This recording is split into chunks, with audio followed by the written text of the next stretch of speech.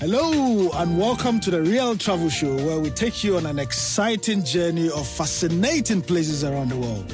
Invite your friends. Be my guest on this weekly journey around the world. Discover the food. Oh yes, my friend. The music, arts, culture, and the magical sights and sounds. Welcome to the Real Travel Show with me, yours truly, Ras Mubarak, and you, my friend, are very welcome.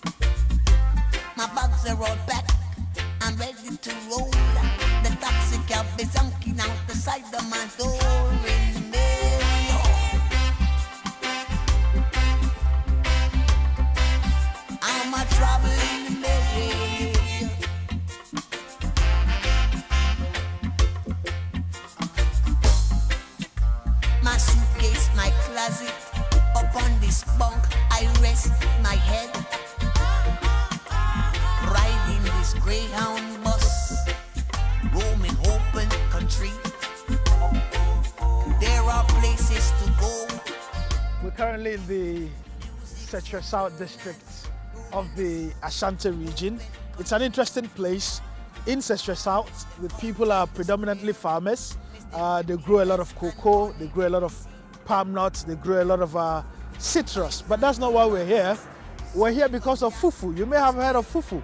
How do we get into the process of having finished fufu?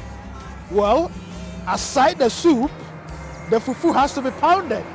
And to pound the fufu, it has to get into a particular piece of gadgets or machine, if you like, for want of a better word. We are here to speak to Mami Pokia. Mami Pokia, this side. Very good. You have been in this business for how many years? Oh, about 10 years. 10 years. How's the business? Oh, the business is fine. So this year is called the Pistol. And this is the mortar. In Akan, they call it wodro and the warmer. In a mortar, it gives you a banging sound, for which reason they call it the wodro. But I've heard people say that it has healing elements. Just a sayare, I don't know how true that is, you know. And you recommend, catch that I have for say. Young waswa ni won tim no Fufuo no waduro na nkasa dua na ye de ye no e ye duro.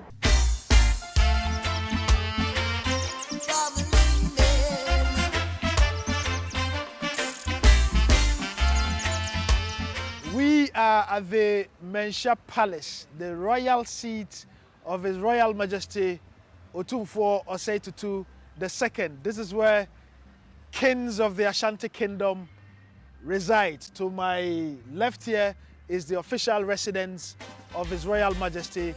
He has to be here at all times. Behind me is what they call Bojari. This is what His Royal Majesty sits on. It's a raised date, and derbes and funerals are organized at this particular ground. But of course, there's a bigger one where when he has bigger functions like the Akwesi Day, he sits on. Now, Mensha Palace is steeped in a lot of royalty and history. This, my friend, wasn't the original residency of royal majesties. The original palace was in Edum, about 3 kilometers from here. Now, the British, you would remember, occupied our country, and at the time they occupied Ghana, their sense of greed was quite monumental to the extent that they demanded for the Ashantis to give them the golden stool, which the Ashantis resisted and refused. What did the British do? They came in surreptitiously and abducted His Royal Majesty Prempeh I in 1920. Initially, they took him to Cape Coast, and when the Ashantis plotted to go and fight and take back their king, the Brits decided to take him to Sierra Leone and subsequently to Seychelles, where they illegally held him in captivity for 6 years. They returned Prempeh I to the Ashantis in 1926. Now, before 1926, they had completely demolished the palace that was in Edum, here in Kumasi. And when they returned him, obviously, they had to, out of shame, construct a new palace for the king. But the Ashanti said, we weren't going to take it for free from you because you are full of tricks. No one knows what you could be plotting and scheming.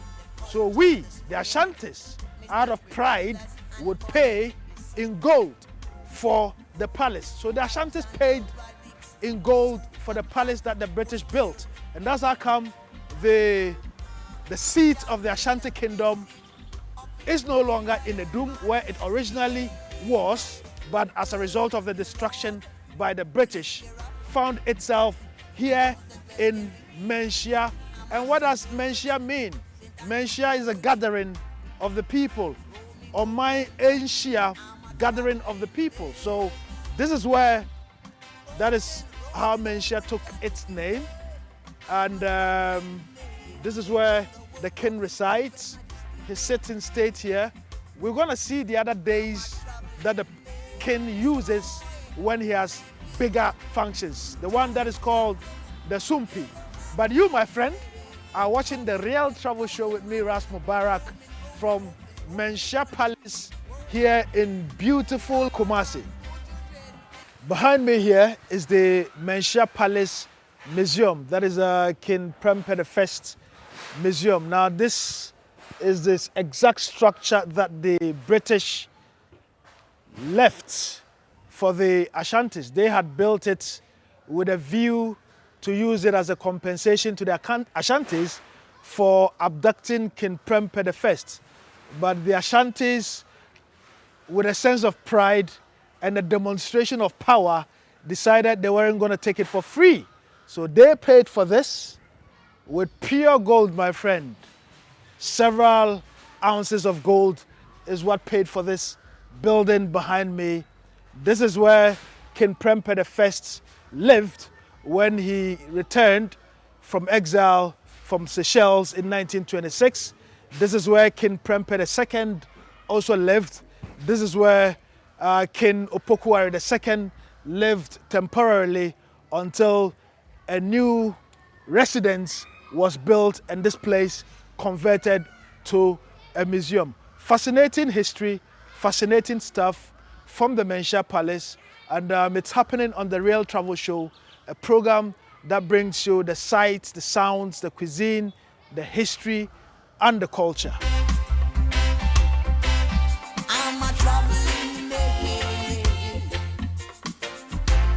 You're watching the Real Travel Show. We're coming to you from the Bono East region, Bono East to be precise, Tanoso, Danso Market. It's 9 miles to Techiman, but I mean, you can't want to go up north and not stop here to get some food stuff. They've got just about everything. Mangoes, is the mango season, so you've got fresh mangoes. These are cocoyams, you know, these are pears, garden eggs. Now, if you want to do light soup with fufu, certainly you may need some garden eggs. But of course, you could use it for stew. You know, it is also very, very healthy and good for stew as well. You've got just about everything. You've got pears, you've got onion, you've got yam, you've got plantains. Now, the exciting thing about plantain is that you could use it for just about anything. I mean, you could use it for fufu. You could use it for plantain chips. You could use it for what we call here koko, fried plantain. You could use it for eto, kelewele, just about everything, You've got, tomatoes, and these are very fresh tomatoes, straight from the farm. It looks fresh because this is a farming community. The Bono East region, the Bono region, Bono East district, an agrarian area. They are farmers. They are into so many things. You've got cassava. You could use the dough for banku. You could use the dough for gari. You could use the dough for fufu. You could even use it for tuozafi. There's something here we call face the wall. You could use this for face the wall. For those of you in Accra and elsewhere and in the diaspora who eat tuozafi without knowing where it comes from, this is cassava, straight from the farm. Very, very nice, I must tell you. Lots of yam.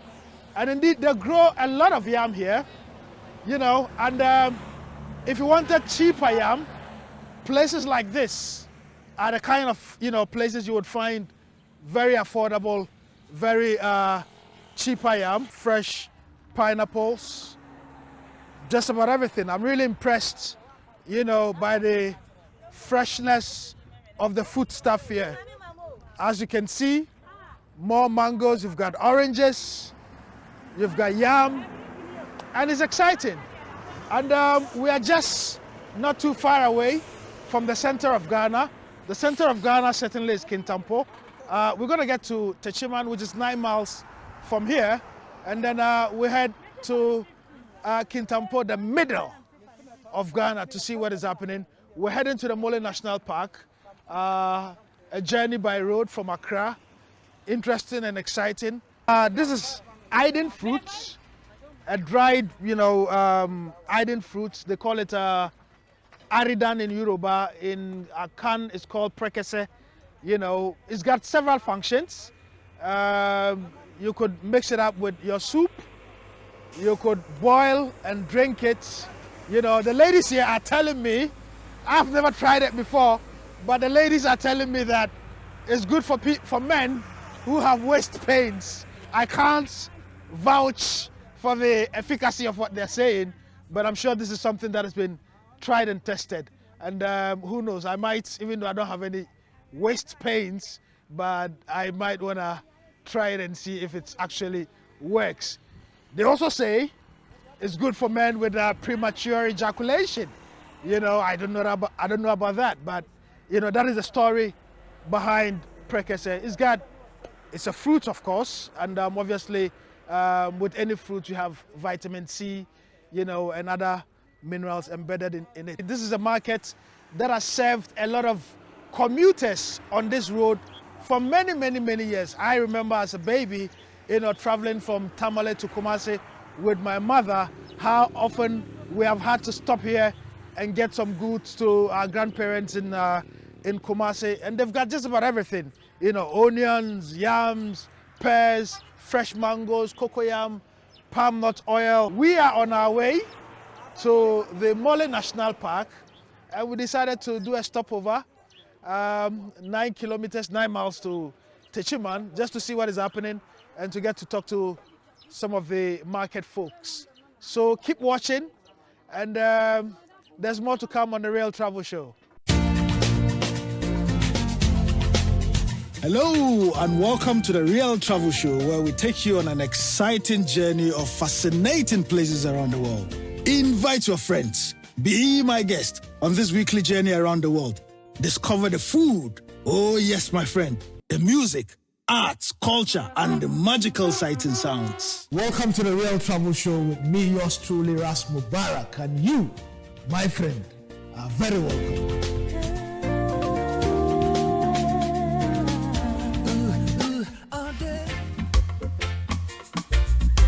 My bags are all back, I'm ready to roll. The taxi cab is honking out the side of my door in Mayo.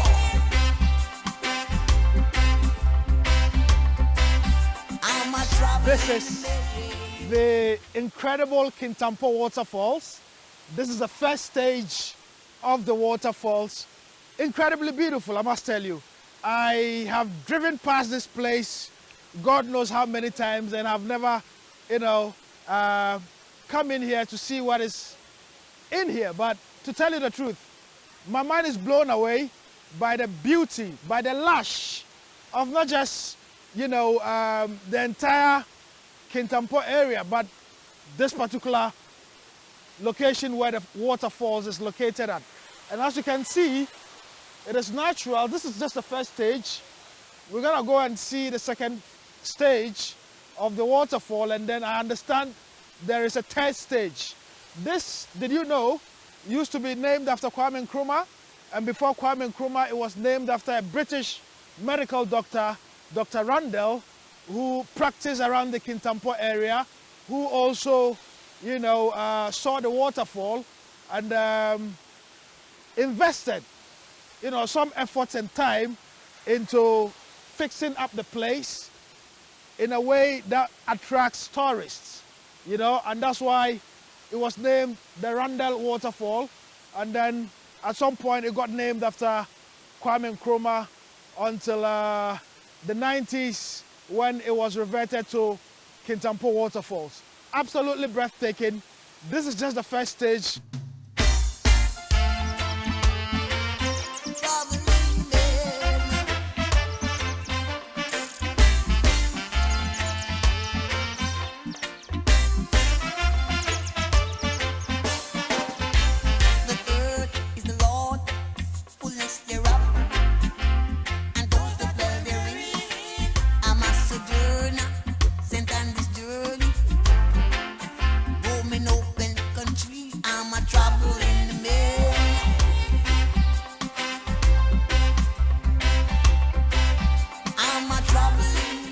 This is more fun than I thought. It's more adventurous, I must tell you, than I thought. And I'm really having a nice time. My first time on a canopy, and it's not as scary as people make it look, but trust me, it's really exciting. I'm going to continue with the rest of the journey, and we'll see you at the other side.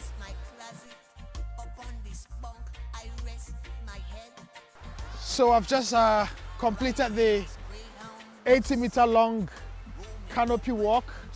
This one I'm about to, I've already started that one. It's 90 meters long, to the top of the stretch. It's really exciting. I'm already thinking about bringing my son and daughters here just so we can have some fun. And please, if you are in Ghana and you haven't been here, then you are missing out on something really fun and exciting.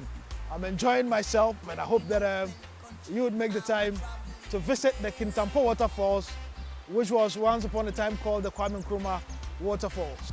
This whole place used to be covered in thickness, and nobody could see the rock as visible as it is today. But some way, somehow, Osajifo, the first president of Ghana, the African of the millennium, the greatest African to ever walk, the surface of the earth, found this place, and he used to come here, sit down, I'm told, just like the way I am sitting down, reflecting on where he wanted to see Ghana, to read a bit. And he also was a man who loved to play drums, and he would, pound on the rocks. He would just, pound on it endlessly. Nkrumah was a man who, amongst other things, loved seclusion. And we're going to see one in Tamale as well, where Nkrumah used to visit. A very secluded area, I must tell you. Well, it's been fascinating. It's been really nice. It's been humbling. Sitting right here on Kwame Nkrumah's rock, a place he sat at many, many, many years ago. Only the winds and the trees and this rock know what was going through Kwame Nkrumah's mind. This is a mango from this tree. Why is it so special? Well, it's special because this tree here, my friend, is more than 60 years. Somebody will say, so what? Well, it was our first president, Dr. Kwame Nkrumah, who planted this mango more than 60 years ago. And today, it bears so much fruit that I have come to get the benefits of the fruits of his labor. A more than 60-year-old mango, certainly if it's Nkrumah who planted it, it's got to be very special and delicious.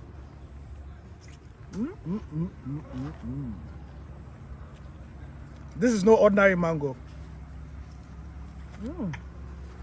I'll tell you, this is no ordinary mango. Why don't you come to Kintampo Waterfalls and then you testify to whether or not this is an ordinary mango. That is Nkrumah's mango for you.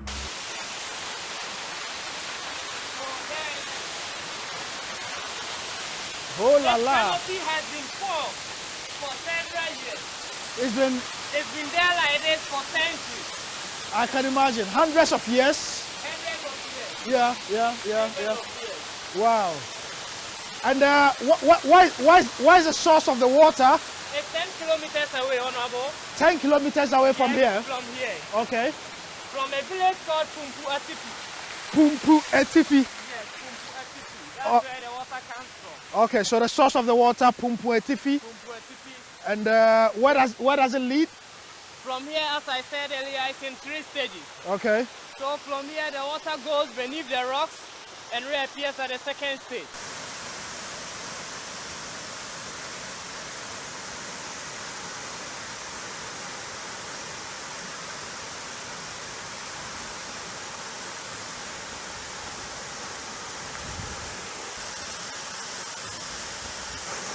Well, it's been very nice. This is the real McCoy. This is the ultimate, where people come in, take a dive in here, take a dip. It's not too deep. It's about 3 feet, so it's very, very safe for people who want to come and have a dip or a dive. The interesting thing is, the water falling on you is the best natural massage you could ever wish for. And I really wish that I had the right costume to be able to take a dip into this water. Now from here, where does the water go to? It goes to the Black Volta. Along the way, it serves communities like Babatukuma, like Gulumpe, and the rest along the way. This is a source of drinking water for many communities that are on the way, that on the waterway to the Black Volta. It's been fascinating, it's been interesting. My first time here at the Kintampo Waterfalls, I have indeed enjoyed myself, I must tell you. And if you are in Ghana and you have not visited this place, then you clearly are missing out on something very fun. And if you're outside of the country, whenever you get a chance to come to Ghana, Kintampo Waterfalls is the place to be. And it's mind-blowing, being here at the Kintampo Waterfalls, soaking in the magnificence, the splendor, the beauty, the niceness of such a wonderful place. It's been nice coming your way, and I hope you'll join us again another time for the Real Travel Show. My name is Ras Mubarak. Thank you very much indeed for watching. Hello and welcome to the Real Travel Show, where we take you on an exciting journey of fascinating places around the world. Invite your friends. Be my guest on this weekly journey around the world. Discover the food. Oh yes, my friend. The music, arts, culture, and the magical sights and sounds. Welcome to the Real Travel Show with me, yours truly, Ras Mubarak. And you, my friend, are very welcome.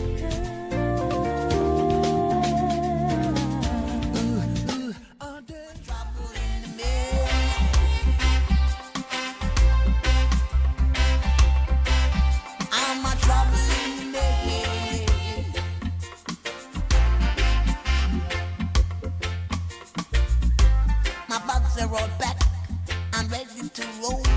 The taxi cab is honking out the side of my door in the middle.